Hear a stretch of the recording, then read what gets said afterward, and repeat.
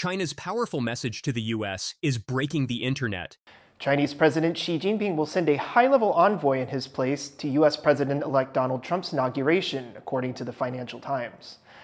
Trump last month invited Xi to attend his swearing-in on January 20th. China has stunned the world by announcing a high-ranking official will attend President-elect Donald Trump's inauguration, breaking decades of tradition. This move, signaling a calculated pivot by Xi Jinping, is seen as both a diplomatic olive branch and a strategic power play amid rising tensions over Taiwan, trade, and China's ties to Russia. Why now? With Trump's hardline rhetoric on tariffs and global concerns over U.S. China cyber warfare, Beijing's gesture could open new channels for dialogue or deepen divides. The world is watching, and the stakes couldn't be higher. Subscribe to the channel so you don't miss our future updates.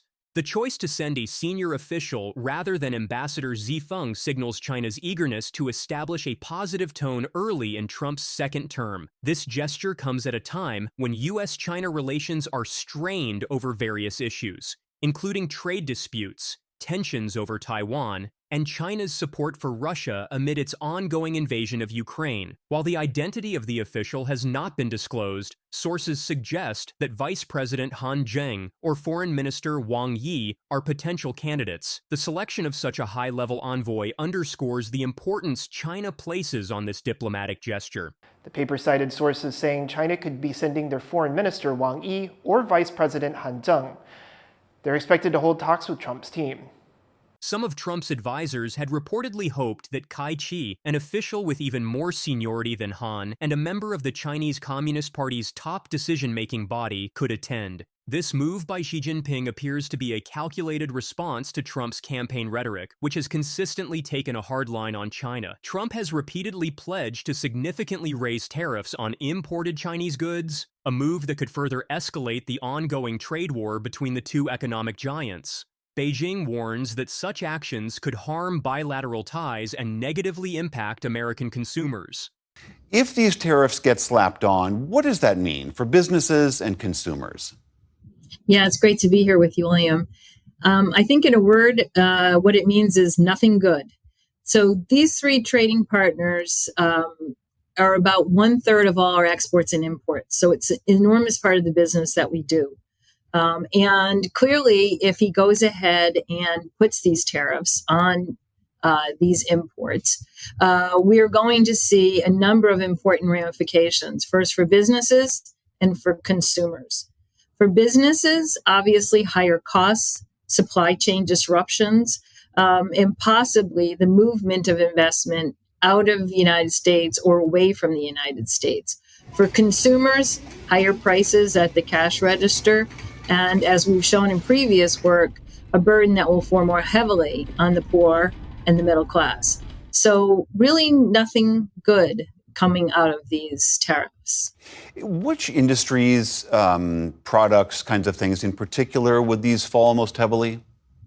Well, it depends. If you look at Canada, we're going to be looking at crude oil, because President-elect Trump hasn't said if he's going to have any carve-outs, lumber. The decision to send a top official instead of the ambassador is particularly noteworthy given that it's uncommon for world leaders to attend U.S. presidential inaugurations. Trump had extended invitations to several heads of state, including Xi, but it was considered unlikely that the Chinese president would attend personally. As Trump's spokesperson and incoming press secretary Caroline Leavitt stated, this is an example of President Trump creating an open dialogue with leaders of countries that are not just allies but our adversaries and our competitors too. The implications of this diplomatic maneuver extend beyond mere symbolism. It suggests that China is actively seeking to lower tensions and potentially reset relations with the United States as Trump begins his second term.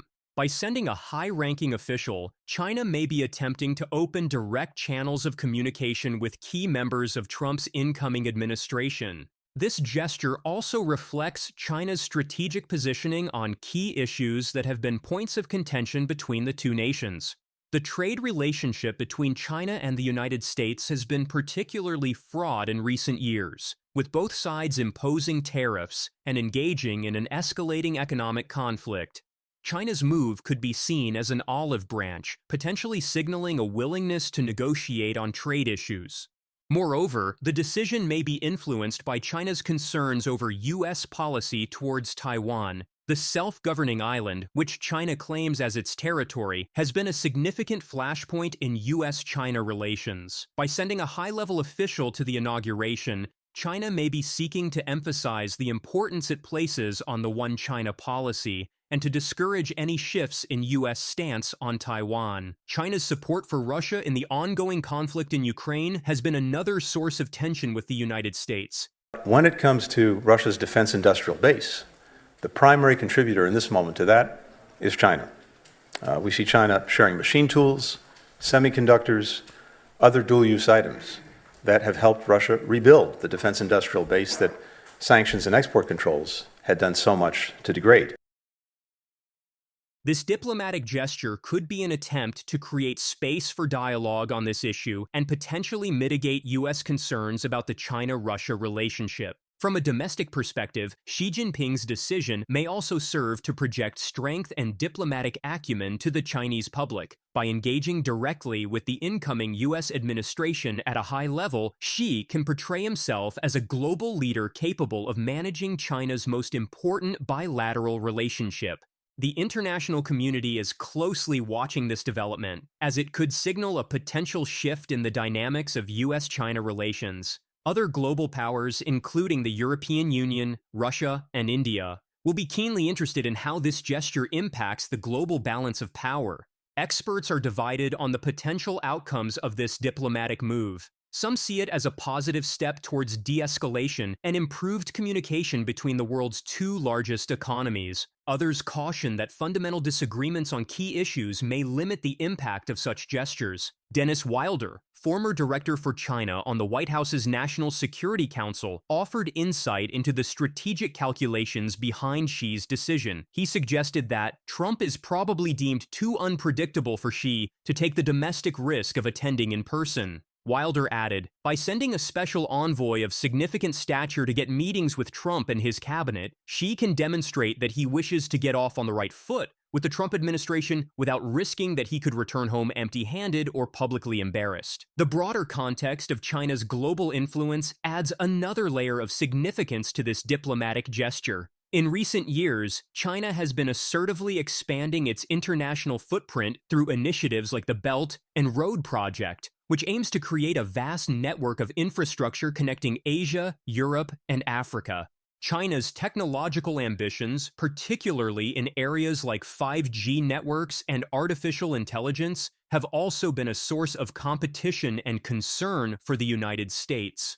The country's ongoing military modernization efforts and its assertive actions in the South China Sea have further complicated the relationship between the two powers.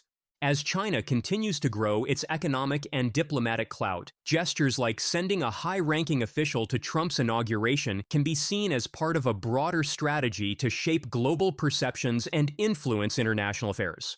It's important to note that this diplomatic move comes against a backdrop of increasing concerns about Chinese cyber activities. In late 2024, reports emerged of a significant cybersecurity breach attributed to Chinese hackers. The U.S. Department of the Treasury noted that hackers had gained access to employees' workstations and some unclassified documents in major U.S. telecommunications companies and services. This incident, described as a significant incident, has further strained U.S.-China relations. The cybersecurity concerns extend beyond this single incident. Throughout 2024, there were multiple reports of Chinese-linked hacking operations targeting various sectors in the United States and other Western countries. These cyber activities have included attempts to access critical infrastructure, breaches of government agencies, and efforts to obtain sensitive business and technological information. In response to these cyber threats, the U.S. government has been taking steps to enhance its cybersecurity measures. The Federal Communications Commission has initiated a public rule proposal requiring basic cybersecurity practices for telecommunications providers, with commissioners expected to vote on the rule by January 15th. These cybersecurity issues highlight the complex nature of U.S.-China relations, where cooperation and conflict often coexist. While China is making diplomatic overtures with the high-level representation at Trump's inauguration, tensions persist in the digital realm. The situation is further complicated by China's own internet censorship practices, known colloquially as the Great Firewall of China. This system of filters and blockades restricts access to many foreign websites and services within China, including major platforms like Google, Facebook, and Twitter. The Chinese government defends these practices as necessary for maintaining social stability and national security, but they remain a point of contention in discussions about internet freedom and global digital connectivity. Looking ahead, several potential scenarios could evolve in U.S. China relations following this diplomatic overture. One possibility is a gradual improvement in bilateral ties, with increased dialogue and potential cooperation on areas of mutual interest. This could lead to progress on issues such as trade negotiations, climate change cooperation, or even collaboration on global health challenges. Another scenario is that despite this gesture, fundamental disagreements and structural competition between the U.S. and China continue to drive tensions. In this case, the high-level representation at the inauguration might provide a brief respite, but underlying conflicts over economic practices, technological dominance, and geopolitical influence could quickly resurface. A third possibility is that this move sets the stage for a more nuanced and complex relationship, where cooperation and competition coexist. This could involve targeted collaboration on specific global challenges while maintaining a competitive stance in other areas. The role of other global powers will also be crucial in shaping the future of U.S.-China relations. The European Union, for instance, has been seeking to balance its economic ties with China against growing concerns over human rights and fair trade practices. Russia's actions and its relationship with China will continue to be a factor in how the United States approaches its China policy. India, as a rising power with its own complex relationships with both the U.S. and China, will also play a role in the evolving dynamics of global power relations. As the world watches this diplomatic chess move, the implications for global trade, security, and cooperation are significant. The decision to send a high-ranking official to Trump's inauguration represents more than just a break from protocol. It's a calculated step in the complex dance of international relations between two global superpowers. The effectiveness of this gesture will likely depend on how it's received by the Trump administration and whether it leads to substantive dialogue on key issues. The coming months will be crucial in determining whether this move marks the beginning of a new chapter in U.S.-China relations or becomes another footnote in the long history of diplomatic maneuvering between these two nations. Hungary, a nation that has been a member of the European Union since 2004, is turning to Russia, China, and BRICS while defying EU norms. What's driving this dramatic shift? And could it redefine Hungary's future on the world stage? China and Hungary are deepening ties during a visit to the Central European country by Chinese President Xi Jinping. Change.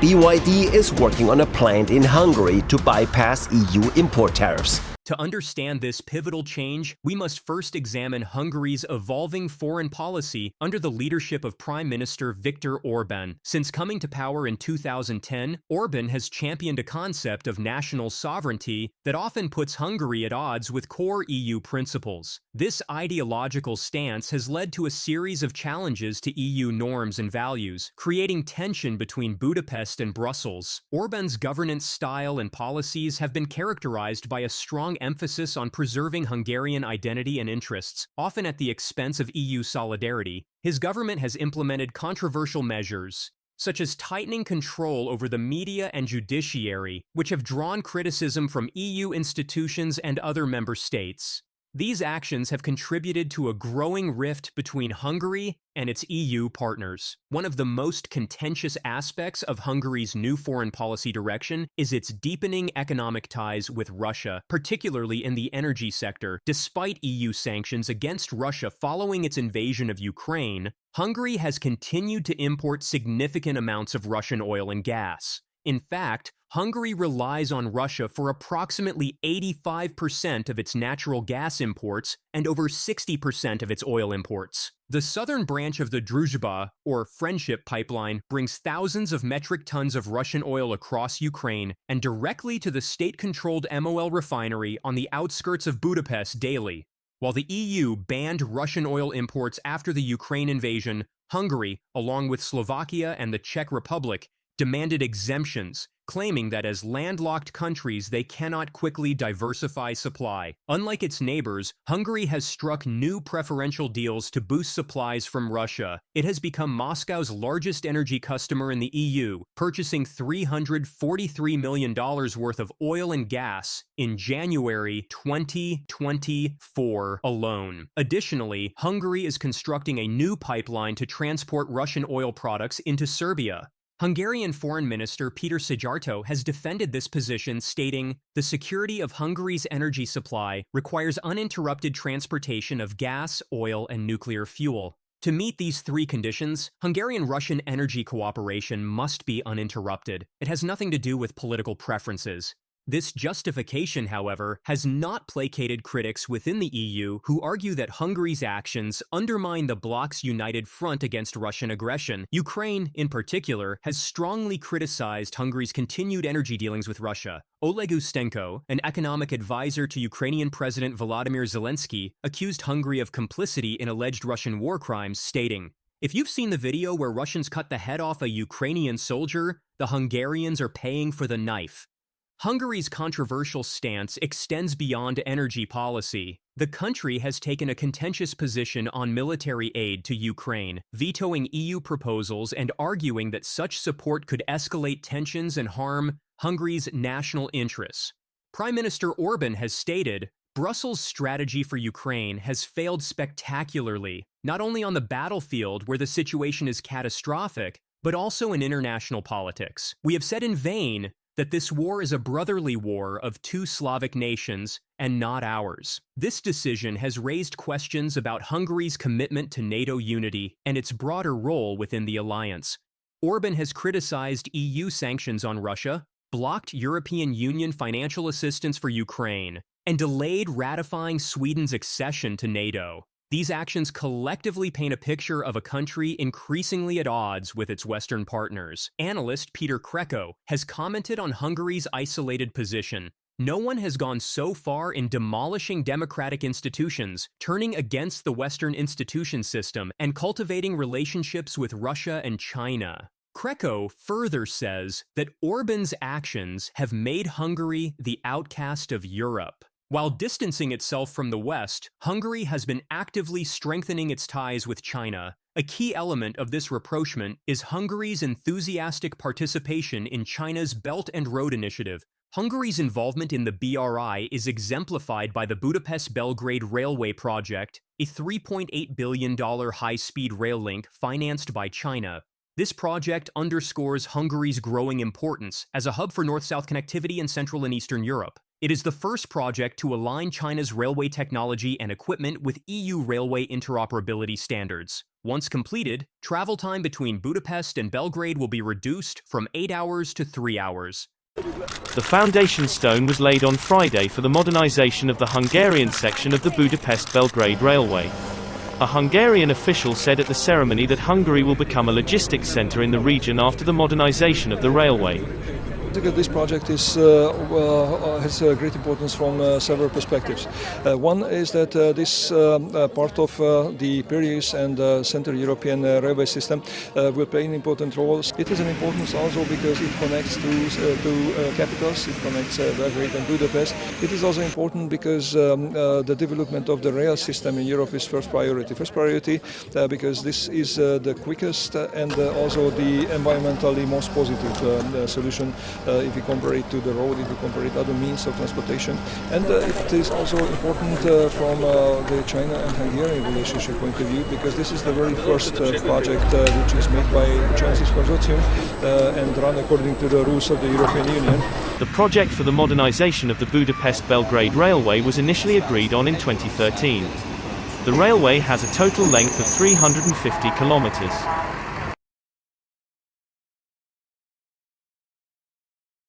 Chinese investments in Hungary extend beyond infrastructure. In a significant development, BYD, a major Chinese electric vehicle manufacturer, has chosen the Hungarian city of Szeged as the site for its first car factory in Europe. For now, this is how Chinese EVs find their way to Europe, by cargo ship. But that's about to change. BYD is working on a plant in Hungary to bypass EU import tariffs. The new BYD Gigafactory is being built in the southeast of Hungary near the town of Szeged. For now, the only vehicles here belong to the construction crew. Soon, 1,000 EVs will roll off the production line every day. BYD's stated goal: to become the largest EV maker in Europe, with Hungary expecting to see thousands of new jobs as a result. This investment not only bolsters Hungary's position in the emerging electric vehicle market, but also strengthens its economic ties with China. Chinese automaker BYD says it will build a new electric car factory in Hungary, becoming the first Chinese company to make cars in Europe.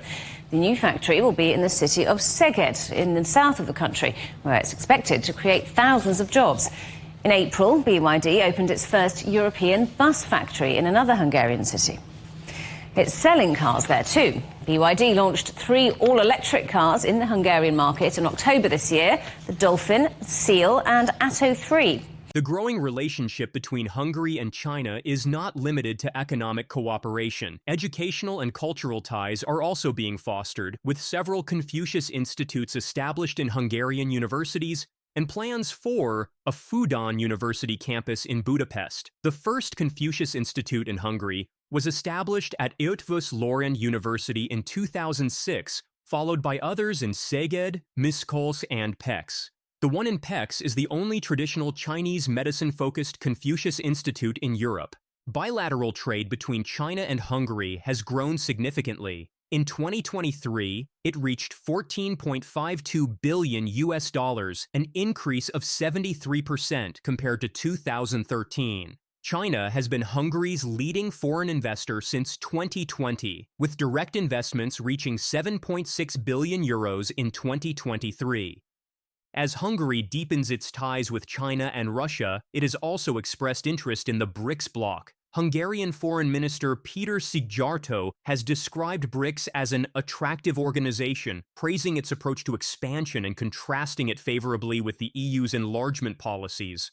Hungary's interest in BRICS is driven by several factors. The bloc represents significant economic opportunities, with member countries accounting for a substantial portion of global GDP and population. In 2024, BRICS nations accounted for about 35% of the world's GDP, while the G7 held just 30%. This shift in economic power is seen as an opportunity for Hungary to diversify its international partnerships.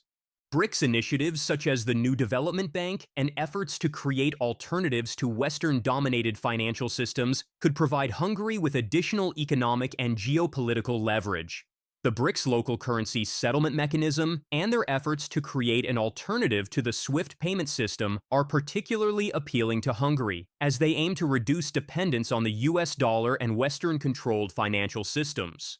To make their voice stronger, BRICS have used a twofold strategy. On the one hand, they lobby for reforms of the World Bank and the IMF. On the other hand, they put forward their own institutions, like the New Development Bank, which opened in 2017. It finances development projects in member states, such as This eastward pivot is part of Hungary's broader Eastern opening policy, initiated in 2010. Prime Minister Orbán explained the rationale behind this strategy. The reason is very simple. In 2010, we start to cooperate between China and Hungary on the state level as well. When we declared the so-called open to the East new foreign policy project and program of Hungary. So till then, we continue to do so. And the results are obvious.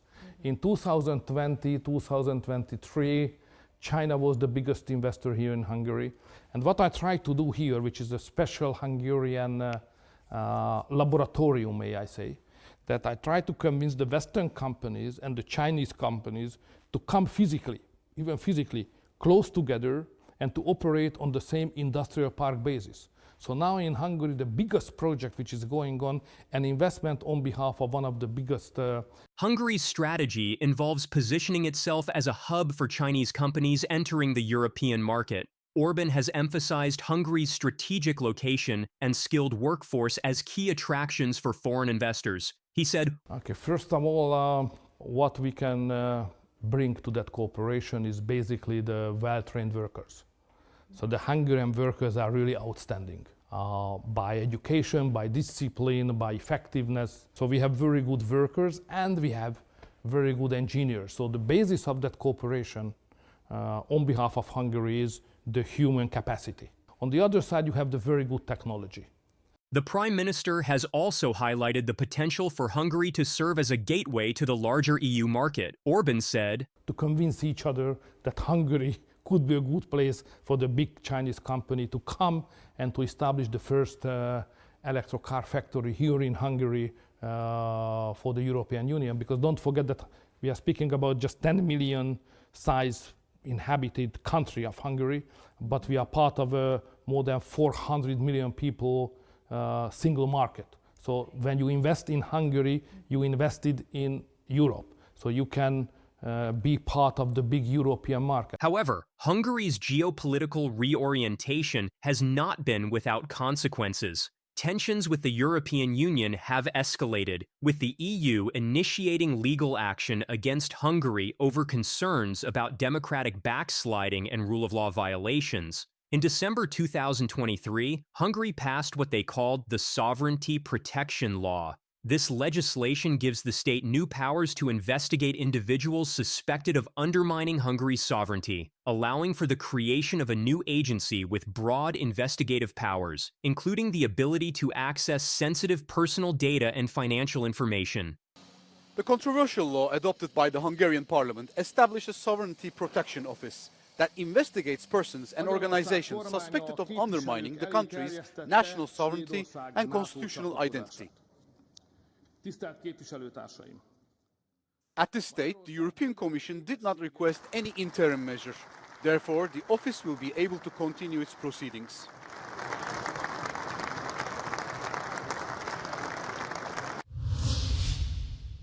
The European Commission has taken Hungary to court over this sovereignty protection law, which it argues violates EU principles of democracy and fundamental rights. Today, the Commission has decided to refer Hungary to the Court of Justice because it considers its national law on the defence of sovereignty to be in breach of EU law. European Commission President Ursula von der Leyen has been particularly critical of Hungary's policies. She said, "How can it be that the Hungarian government invites Russian nationals into our union without additional security checks? This makes the new Hungarian visa scheme a security risk not only for Hungary, but for all member states. How can it be that the Hungarian government would allow Chinese police to operate within its territory? This is not defending Europe's sovereignty. This is a backdoor for foreign interference." The EU has also taken economic measures to pressure Hungary.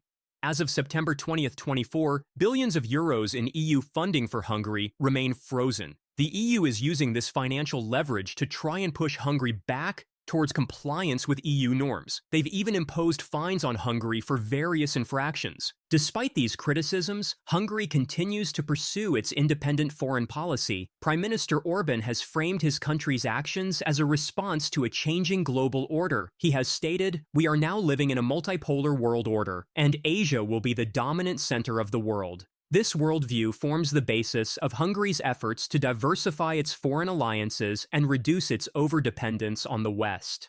Analyst Peter Kriko suggests that Hungary's warm relations with Moscow and Beijing are based on a geopolitical assumption, where there is a new Cold War-type conflict emerging between China and the West. And Orban wants to play this bridge role between the two. And it's also increasingly about a notion that the Western liberal democratic order is about to collapse. And we have to look for new models, be them in Russia, be them in China. Kreko also notes the personal ambitions driving Orban's foreign policy. The chance of any governmental change is minuscule. It means that he really has a lot of time to deal with foreign policy, and he does not want only to be the Prime Minister of Hungary. He wants to be a world-class player. Orban's actions, according to Kreko, are partially driven by a desire to be at the center of world attention and to have an influence on the processes through veto and obstruction.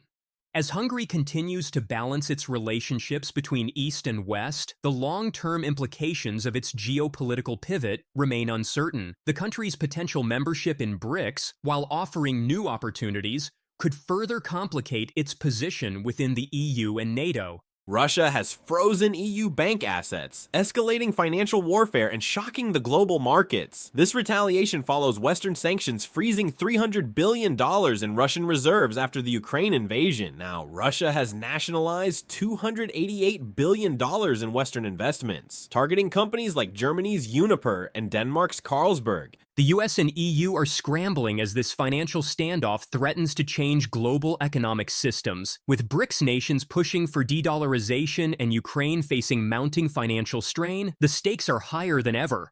Could this be the tipping point in a new economic Cold War? Before getting into the details, subscribe to the channel so you never miss our future updates. In the aftermath of Russia's military action in Ukraine, Western countries, including the United States and European Union members, imposed severe economic sanctions on Russia. These sanctions included the freezing of Russian assets held in Western financial institutions, a measure designed to exert economic pressure on Moscow and condemn its aggression. The scale of these frozen assets is staggering, amounting to approximately $300 billion. This sum primarily consists of foreign reserves belonging to the Russian central bank distributed across various Western nations. The European Union holds the lion's share of these frozen assets, with Belgium alone storing a significant portion of the Russian central bank's overseas funds.